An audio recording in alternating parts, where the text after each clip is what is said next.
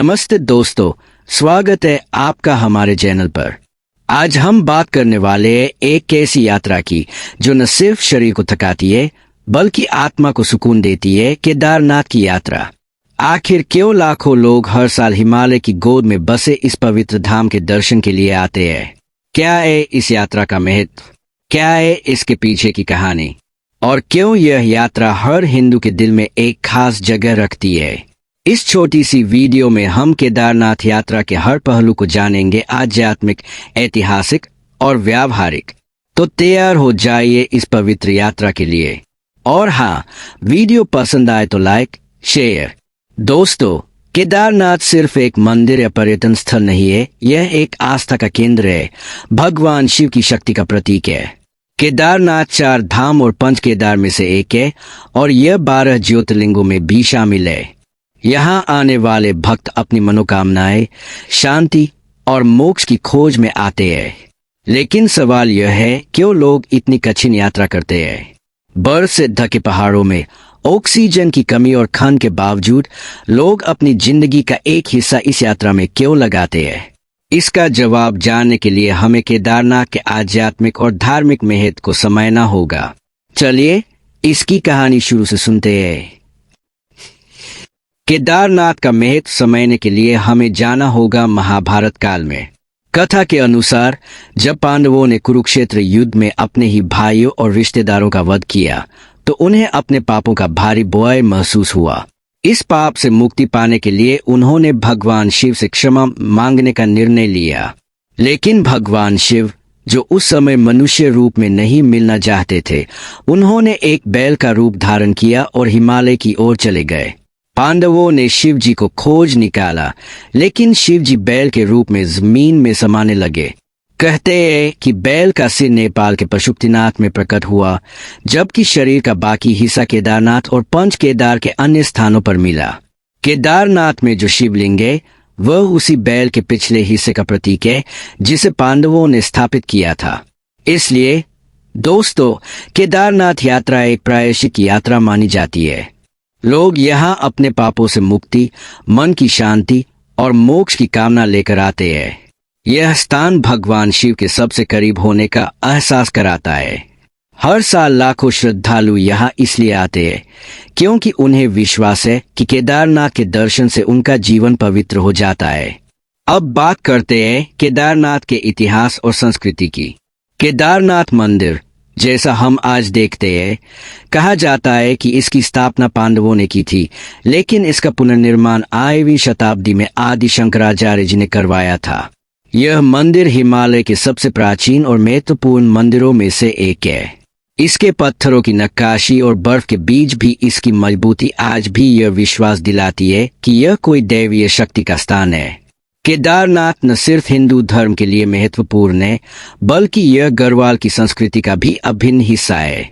यहाँ के स्थानीय लोग, जिन्हें गढ़वाली कहा जाता है, अपनी जिंदगी का एक बड़ा हिस्सा इस यात्रा के आसपास बिताते हैं। चाहे वो पुजारी हो, गाइड हो या घोड़े वाले, सभी इस यात्रा को एक पवित्र कार्य मानते हैं। और दोस्तों, क्या आप जानते हैं, केदारनाथ मंदिर साल में सिर्फ 6 महीने के लिए खुलता है, अप्रैल या मई से अक्टूबर या नवंबर तक। बाकी 6 महीने जब मंदिर बर्फ से ढक जाता है, भगवान शिव की पूजा ऊंचीमठ के ओंकारेश्वर मंदिर में होती है। यह परंपरा सदियों से चली आ रही है, जो इस यात्रा को और भी खास बनाती है।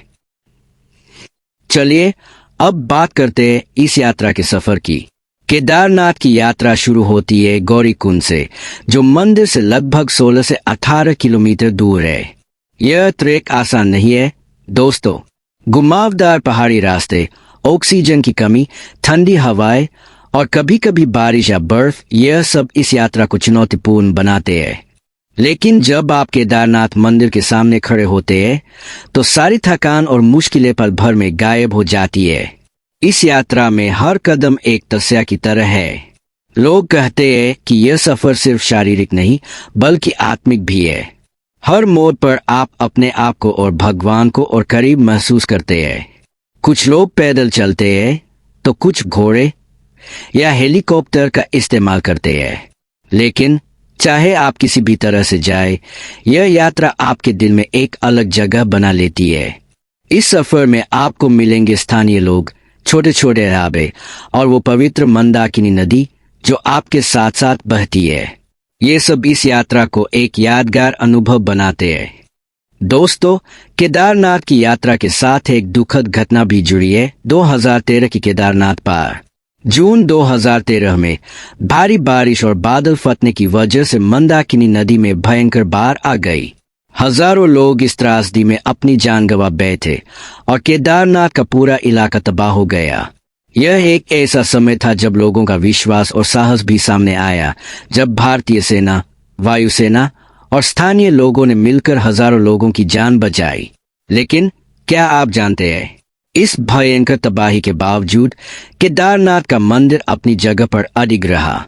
एक बड़ा पत्थर, जिसे लोग भीमशिला कहते हैं, मंदिर के पीछे आकर रुक गया और मंदिर को बचा लिया। लोग इसे भगवान शिव का चमत्कार मानते हैं। इस घटना के बाद केदारनाथ के बुनियादी ढांचे को बेहतर किया गया है।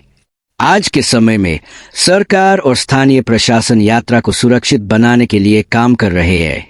लेकिन यह त्रासदी हमें यह भी सिखाती है कि प्रकृति के सामने हम कितने छोटे हैं और इस यात्रा को करते समय हमें कितनी सावधानी बरतनी चाहिए। स्क्रिप्ट। अब थोड़ी व्यावहारिक बात करते हैं। अगर आप केदारनाथ की यात्रा प्लान कर रहे हैं तो ये टिप्स आपके काम आएंगे। एक, सबसे अच्छा समय अप्रैल से जून और सितंबर से नवंबर यात्रा के लिए सबसे अच्छे महीने हैं। जुलाई और अगस्त में बारिश की वजह से जोखिम हो सकता है।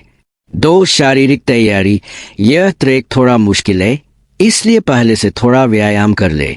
रोजाना टहलना और सांस लेने की एक्सरसाइज बहुत मदद करती है। 3, पैकिंग। गर्म कपड़े, ट्रेकिंग शूज, रेनकोट, जरूरी दवाएं और ऑक्सीजन सिलेंडर सुरक्षा के लिए साथ रखें। 4, यात्रा के विकल्प। गौरीकुंड तक बस या टैक्सी से पहुंचा जा सकता है। वहां से पैदल, घोड़ा या हेलीकॉप्टर के विकल्प उपलब्ध है। 5, परमिट। यात्रा के लिए रजिस्ट्रेशन और मेडिकल सर्टिफिकेट जरूरी है। यह ऑनलाइन या ऑफलाइन दोनों तरह से किया जा सकता है। 6, सुरक्षा। स्थानीय गाइड की सलाह माने और मौसम की जानकारी लेते रहें। और हाँ, यह यात्रा दिल से दिल तक की है, तो अपने मन में श्रद्धा और धैर्य जरूर रखें। केदारनाथ आपका इंतजार कर रहा है। दोस्तों, केदारनाथ की यात्रा हर व्यक्ति के लिए एक अलग अनुभव होती है। कोई कहता है कि उनके सारे दुख यहाँ आकर खत्म हो गए। कोई कहता है कि उन्हें यहाँ अपनी जिंदगी का उद्देश्य मिला।